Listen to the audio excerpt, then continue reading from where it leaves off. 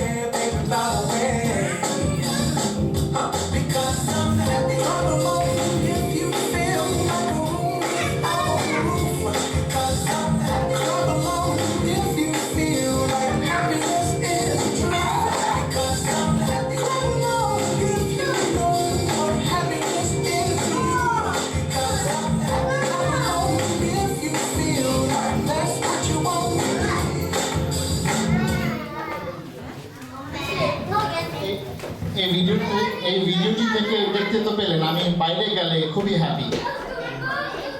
আমার মনে হয় আপনি যে হ্যাপি, এটা শুধুমাত্র আপনার না, আসলে সমস্ত অভাবীদের একই অনুভূতি যখন তারা ঘর থেকে বের হয়।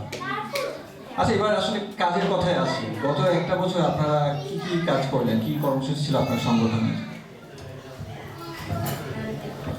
গত বছর আমাদের এই মাছি সংগঠনটি যখন তৈরি করলাম, তারপরে অনেকেই নতুন সদস্য হলো। তারপরে এরপরে পুরো বছর ধরে অনেক নতুন সদস্য এসছে এবং তাদের জন্য এবং পুরাতন সদস্যদের জন্য আমরা বিভিন্ন রকম ট্রেনিং সেশন, সেমিনার, সিম্পোজিয়াম আয়োজন করেছি, যাদের জ্ঞানার্জনের জন্য। তাদের ট্রেনিংয়ের কথা যে বললেন, মানে এই আপনার কি ধরনের ট্রেনিং আপনি তাদেরকে দিলেন এই অভাবী এবং অবিবাহিতদের? যেমন ধরেন, আমাদের মধ্যে অনেকেই মানসিকভাবে বিপর্যস্ত, তাদের জন্য ট্রেনিং ছিল বল দাও মনে বল দাও। তারপরে নীরবে যারা মুখ বুঝে সহ্য করতে পারেন না, তাদের জন্য বাক বাকুন, যাতে তারা নীরবে সহ্য করতে পারেন। এছাড়া জেনারেল ট্রেনিংয়ের ভিতরে রয়েছিল মাত্র 30 মিনিটে রান্না, বাচ্চা কাচ্চা খাওয়ানোর 5টি সহজ উপায়। আচ্ছা মাছির কি ভাই, একটু আগে আপনি বললেন যে আর কি গত এক বছর অনেক নতুন সদস্য রেজিস্ট্রেশন করেছে। এই নতুন সদস্য কারা কারা, যদি কোনো সমস্যা না থাকে আমাদের কি বলবেন? যদিও এখানে আমাদের নাম প্রকাশ করাটা খুব কঠিন ব্যাপার, সুইডেনে পুল জাতীয় একটা ব্যাপার আছে, পার্সোনাল সামথিং আর কি। তো তবু আমি নাম বলতে পারি। উজ্জ্বল ভাই আমাদের নতুন সদস্য, মোশারফ ভাই, এছাড়াও অনেকে। ও, আচ্ছা। হ্যাঁ, কিন্তু মাসিক ভাই আরেকটা কথা, এই যে যারা বিয়ে করেছে তারা সদস্য হয়েছে আপনার সংগঠনের, কিন্তু একটা ব্যাপার লক্ষ্য করা হয়েছে কি যে আপনাদের কার্যক্রম অনেকটাই অবিবাহিতদের কেন্দ্রিক, মানে যারা বিয়ে করেছে। আর যারা অবিবাহিত তাদেরকে নিয়ে আপনাদের তেমন কোনো কার্যক্রম কিন্তু লক্ষ্য করা যায় না। মানে তারা যেন এই যে তাদের ব্যাচেলর ডিগ্রিটা না হারিয়ে ফেলে, এই জন্য কি কিছু করতে পারে না? Overall prevention is better than cure. নদীর এই পার কহে চাহিয়া নিঃশ্বাস, ছাড়িয়া নিঃশ্বাস, ওই পারে স্বর্গসুখ আমার বিশ্বাস।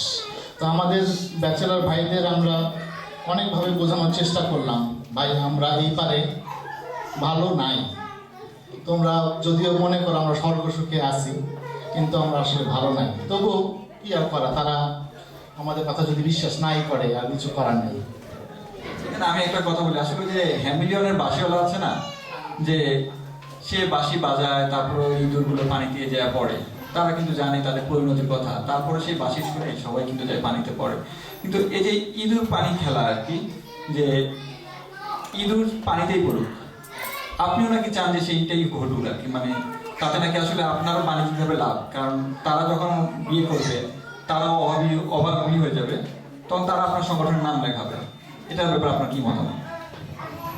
আমার কি একটু তো লাভ আছে, আর সদস্য সংখ্যা বাড়লে বাৎসরিক চাঁদা পাবো, তারপরে আরো কার্যক্রম বাড়াতে পারবো, এটা একটু লাভ আছে। কিন্তু তবুও আমার লাভের চেয়ে মনে হয় এটা একটু অপপ্রচারটাই বেশি। আমার বিরুদ্ধে যারা দাঁড়াতে চায় তারাই এই ধরনের অপপ্রচার আমার বিরুদ্ধে করে সাধারণত। তবুও মনে হয় ব্যাচেলাররাই বেশি করে, কারণ দেখা যায় যে তারাই ভাবিদের সাপোর্টে বেশি কথা বলে সবসময়। আচ্ছা, যাই হোক, আমরা আসলে এই ইঁদুর আর বাঁশিওয়ালা এগুলো ছেড়ে একটু অন্য প্রসঙ্গে আসি, আমাদের অন্য কার্যক্রম আপনি যদি চান নিতে পারেন আর কি একটু। গত বছর আর কি আর আপনাদের আর কোনো উল্লেখযোগ্য কার্যক্রম ছিল কিনা, যদি একটু আমাদের উদ্দেশ্যে বলতেন।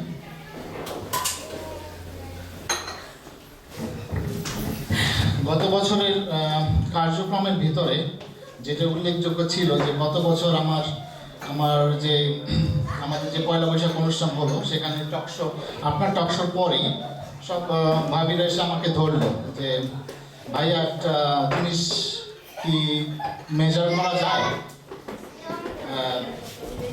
আমি বললাম কি জিনিস মেজার করতে চান? তো তারা বললো এই যে মাচিনেসটা কে কত বড় মাছি সেটা কি মেজার করা যায়। আমি বলি কি দরকার? তো তাইলে বললো যে আপনাদের ভাইদের মেজার করতাম। তখন আমি চিন্তা করলাম যে আচ্ছা ঠিক আছে, তখন আমি বড় ভাইদের সাথে আলাপ করলাম যারা আমাদের পুরনো সদস্য আছে, তারা সবাই মিলে ডিসাইড করলাম যে একটি মাচিনেস মেজারিং মিটার আমরা বানাবো, এবং সেই জন্য মালাদান হক্সকোলা, এবিবি, ভলভো, সিই সবাই আমাদের আর্থিকভাবে এবং প্রযুক্তিগতভাবে সাহায্য করলো। আমরা তৈরি করলাম মাচিনেস মেজারিং মিটার। আমার একটা প্রশ্ন আছে, এই যে মাচিনেস মেজারিং মিটার আসলে কি কি জিনিস মেজার করা যাবে এই মিটার দিয়ে? এই জিনিস দিয়ে মেজার করা যাবে আমাদের সদস্যরা কে কি করতেছে বাসায়, যেমন ধরেন কাপড় কাচা, ঘর মোছা, লন্ড্রি, গাড়ি চালানো, বাচ্চা কাচ্চা খাওয়ানো, এগুলো কি ধরনের কাজ করতেছে সেটা সমস্ত কিছু ধরা পড়বে। কিন্তু যদি এটা এই যন্ত্রটা আর কি মিটারটা কিভাবে কাজ করবে সেটা যদি একটু বলেন তাহলে হয়তো বেশ ভালো হবে। সেন্ট্রালি মিটারগুলো সবার জন্য আলাদা আলাদা মিটার থাকবে আমাদের সদস্যদের জন্য, এবং সেন্ট্রালি সেই মিটারগুলো এমডিএইচ এ ইনস্টল করা থাকবে, এবং বাসায় একটি করে সেন্সর লাগানো থাকবে। সেই সেন্সর থেকে ধরা পড়বে যে তারা বাসায় কি কাজ করতেছে। আচ্ছা, আপনি একবার বললেন যে আর কি ভাবিরা আপনাকে জিজ্ঞাসা করলো যে মাচিনেস মেজার করার জন্য একটা কিছু করতে আপনাকে, সেই উদ্দেশ্যে আপনার এই মিটার বানানো। কিন্তু আমি একটা জিনিস বুঝতে পারলাম না, ভাবিরা এই ডাটাটা দিয়ে কি করবে ভাবিরা? আচ্ছা, আমি আসলে একটু ভুল হয়ে গেছে যে ভাবিরা এই ডাটা যখন পাবে তার মোবাইল অ্যাপে চলে যাবে ডাইরেক্ট, এবং তারা তাদের স্বামীদের ডাটা দেখতে পারবে যে তারা কতখানি মাছি একটা বিষয়, যেমন ধরা যেতে পারে ঘাস কাটা, ডিসকা করা, এসব ক্ষেত্রে তারা কতখানি মাছি সেটা তারা দেখতে পারবে এবং তারা তুলনা করতে পারবে। তখন তাদের স্বামীদের তারা একটু টাইটও দিতে পারবে যে অমুক ভাই তো এত পার্সেন্ট মাছি, তুমি কেন এত কম। তো এই কারণে আসলে আপনারা কি এর মধ্যে কোনো শুরু করছেন ডাটা কালেকশন, কোনো ডাটা পেয়েছেন? পরীক্ষামূলকভাবে আমরা 4টি বাসায় ডাটা সেন্সরটা ইনস্টল করি এবং 1 সপ্তাহ ব্যাপী আমরা ডাটা নেই এবং এই 1 সপ্তাহ ডাটা আপনারা দেখতে পাচ্ছেন। আমরা আমাদের সিনিয়র বড় 4 জন ভাইয়ের বাসায় ডাটা ইনস্টল করেছি, তারপরে ডাটা দেখতে পাচ্ছেন। এটা একটি স্যাম্পল ডাটা, জাস্ট ওই সপ্তাহে তারা কত পার্সেন্ট রান্না করেছে বাসায়। তো আপনি দেখতে পাচ্ছেন, নাম বললাম না, সবাই দেখে। তবে একটা জিনিস খেয়াল করবেন, শাহিন ভাইয়ের ক্ষেত্রে, শাহিন ভাই কি আসেন দিকে, তার ডাটাটা মাইনাসে। এটা প্রশ্ন করতে পারেন কেন? কারণ হলো শাহিন ভাই তো নিজে রান্না করেই না ঘরে, কিন্তু আমরা যখন রান্না করি তখন সে আমাদের ফোন করে ডিস্টার্ব করে, সেই কারণে তার ডাটা মাইনাস। এই যে ডাটাগুলো কালেকশন, তারপরে এই যে এগুলো কি অ্যানালাইসিস আপনিই করেন না মানে আপনার সংগঠনের পক্ষ থেকে করা হয়? আপাতত আমাদের ভাই শৈবাল এটার দায়িত্ব নিচ্ছে তার পিএইচডির একটা অংশ হিসাবে।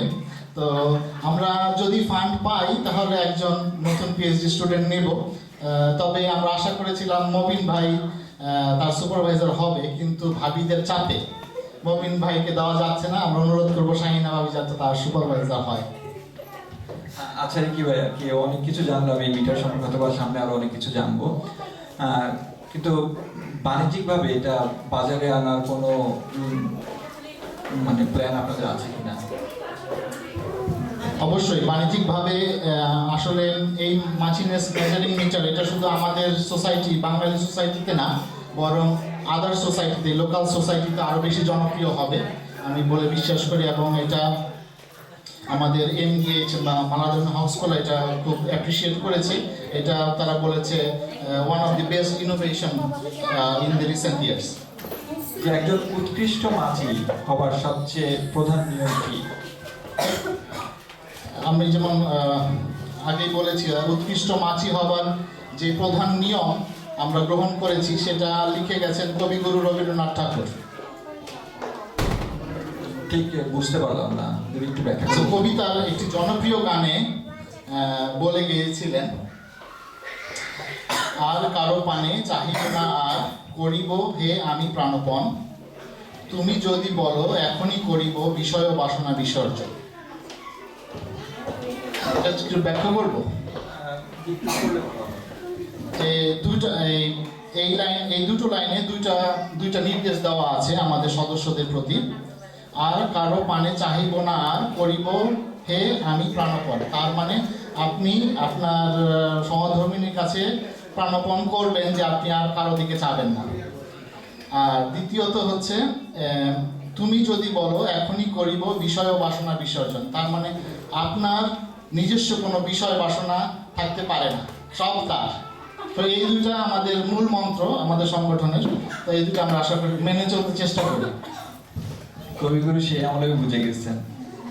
আচ্ছা, আপনার কাছে আমার শেষ প্রশ্ন, আপনাদের এই সংগঠনের সামনে আর কোনো পরিকল্পনা যদি থেকে থাকে সেটা আমি দর্শকদের জন্য জানাতে চান, খুব ভালো হয়। আমরা আসলে শুধুমাত্র সুইডেনে না, আমরা আসলে দেশেও এই সংগঠনের শাখা খোলার চেষ্টা করতেছি এবং কলকাতায়, অবশ্যই কলকাতায় দাদা আমাদের হেল্প করতেছে, সোমনাথ দা, সেখানে একটি সংগঠনের শাখা হবে আশা করি অদূর ভবিষ্যতে। এবং এছাড়া বিভিন্ন রকম সেমিনার বা সিম্পোজিয়ামের মাধ্যমে আমরা তুলে ধরতে চাচ্ছি যে পুরুষরা কীভাবে নির্যাতিত সারা সমাজে, সব সমাজে। তো আমাদের আশা করি এরকমই কিছু কনসালটেন্সি সার্ভিসও রয়েছে, যারা নতুন বিবাহিত বা সামনে সমস্যায় পড়তে চান বা পড়বেন তাদের জন্য কিছু কনসালটেন্সি সার্ভিস রয়েছে। তো এই তো আমাদের কার্যক্রম। সেই দর্শক, আমরা আমাদের অনুষ্ঠানের একদম শেষ পর্যায়ে। তো অনুষ্ঠান শেষ করার আগে আমি দর্শকদের কিছু সুযোগ দিতে চাই। দর্শকদের অনেক প্রশ্ন থাকে আপনার উপর, আপনাকে সহজে পাওয়া যায় না। দর্শকরা আপনারা যদি মাঝিরিকের উদ্দেশ্যে কোনো প্রশ্ন করতে চান, দয়া করে হাত তুলুন। পিছনে ওই যে একজন দেখা যাচ্ছে নীলা সবুজ জামা পরা, পাঞ্জাবি পরা, আপনি একটু দাঁড়াবেন, আপনাকে জোরে বলবেন একটু প্রশ্ন। আমার একটা কোশ্চেন ছিল যে আচ্ছা এই হাজবেন্ড ওয়াইফের এই যে গ্যাপটা এটা কিভাবে কমানো যায়? আপনি তো জ্ঞানী মানুষ, একটু যদি অ্যাডভাইস দিতেন আমাদের। এটা আসলে একটু কঠিন কোশ্চেন। আপনি কি বোঝাতে চাচ্ছেন যে ওই যে প্রসেনজিৎ তার অমর প্রেম ছবিতে গিয়েছিলেন, এত কাছে রয়েছে তুমি, আরো কাছে তোমাকে চাই, এইটা নাকি আরো অন্য রকম কাছে? কি ধরনের কাছে আপনি একটু ব্যাখ্যা করে বলবেন? আর যদি না বলতে পারেন আমার পরের কোশ্চেনটা। আচ্ছা, পরবর্তী কোশ্চেন, এই যে প্রথম ভাই আপনার, জি আপনার কোশ্চেনটা করুন। জি ভাই, আপনাদের অনুষ্ঠান ভালো লাগলো। আমি একজন ব্যাচেলর, আমার এখন পর্যন্ত বিয়ে হয়নি, বয়স হয়ে যাচ্ছে, মাঝে মাঝে খুব দুশ্চিন্তা হয় এই সমস্যা কিভাবে সমাধান করব, এই বিষয়ে আপনি যদি কিছু সমাধান বা সাজেশন দিতেন। আচ্ছা দেখো ছোট ভাই, বিয়ে তো করতে চাও ভালো কথা, কিন্তু মেয়েরা বিয়ের আগে ওরিড হবে, ছেলেরা বিয়ের পরে ওরিড হবে। সো তোমার এখন অনেক সময় আছে ওরিড হওয়ার। So don't worry, be happy. আর যদি এর পরেও যদি কোনো কনসালটেন্সি তোমার দরকার হয়, আমার এক ঘন্টা কনসালটেন্সি ফ্রি আছে, আমার অফিসে দেখা করো। আচ্ছা, পরবর্তী প্রশ্ন আমরা দেখি পিছন থেকে দর্শকদের কাছ থেকে আরেকজন নিয়ে সুযোগ আসবে, যে আপনার প্রশ্নটা করুন। আচ্ছা মাঝিরিক ভাই, বিয়ে ছাড়া এই ছোট জীবনটাকে অসম্পূর্ণ মনে হয়, এই ব্যাপারে আপনার কি মতামত? বিয়ে ছাড়া আসলে অসম্পূর্ণ ঠিক, কিন্তু বিয়ে করলে পুরোপুরি সম্পূর্ণ, মানে একদম শেষ। তো চিন্তা করো। আচ্ছা, আর আসলে সময় খুব কম, আমরা আর একটি প্রশ্ন নিতে পারবো। জি, ভাবিকে একটি প্রশ্ন করার সুযোগ দেয় আপাকে। আপা, আপনি একটা প্রশ্ন করুন। আর আচ্ছা, ওই আপা একজন, জি বলেন। কেউ তো ভাবছে যে আপনি যে সংগঠনটা করছেন সেটা ভাবিদের বিরুদ্ধে থেকে, আপনি যে সংগঠনটা করলেন সেটা ভাবিদের বিরুদ্ধে, তো এটা কি সত্য? মোটেই না। ভাবিদের বিরুদ্ধে যদি যেতাম তাহলে আমি এই মিটারটা বানাতাম না। ভাবিদের অনুরোধেই আমি এই মিটারটা বানিয়েছি, ভাবিদের সুবিধার্থে। ভাবিরা যাতে তাদের আমাদের ভাইয়েদের তুলনা করতে পারে, দেখো ওই ভাই এত বড় কৃষিজীবী, তুমি কি করো, তুমি বাসায় এত বড় বাগান, তুমি তো কিছু করলা না, সারা সামার চলে গেল। তো আর এটা আসলে আমাদের বিরুদ্ধে একটা অপপ্রচার। তো এটা আমি তীব্র নিন্দা জানাই এটার জন্য। তবে অবশ্যই ভাবিদের বিরুদ্ধে যাওয়া আমার পক্ষে বা কারো পক্ষেই না, কারণ দাওয়াতের একটা ব্যাপার আছে, দাওয়াত বন্ধ হয়ে যাবে। হ্যাঁ, আসলে আমরা তো কেউ লক্ষ্মীকে পায়ে ফেলতে পারি না, তাই না? তো আসলে আর প্রশ্ন নিতে পারছি না দর্শকদের কাছ থেকে, আবারও পরে এক সময় আমরা হাজির হব। তো জি, আপনার কমেন্টসটা। হ্যাঁ, আচ্ছা, এমএমসি, জি বলেন। ওই সেন্সরের ভ্যালিডেশনটা আর কি, মানে রিলায়েবিলিটিটা আর একটু চেক করা দরকার আমার মনে হয়। কেন? এটাতে বটে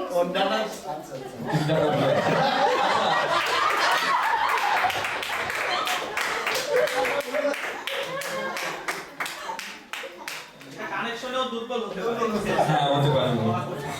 তো যাই হোক, সময় স্বল্পতার কারণে আজকে আমরা এখানেই শেষ করতে হচ্ছে। প্রথমত মাঝিরিকে আমরা অসংখ্য ধন্যবাদ জানাচ্ছি তার গঠনমূলক, সৃজনশীল এবং জ্ঞান সমৃদ্ধ পরামর্শ আমাদেরকে দেওয়ার জন্য এবং এখানে আসার জন্য।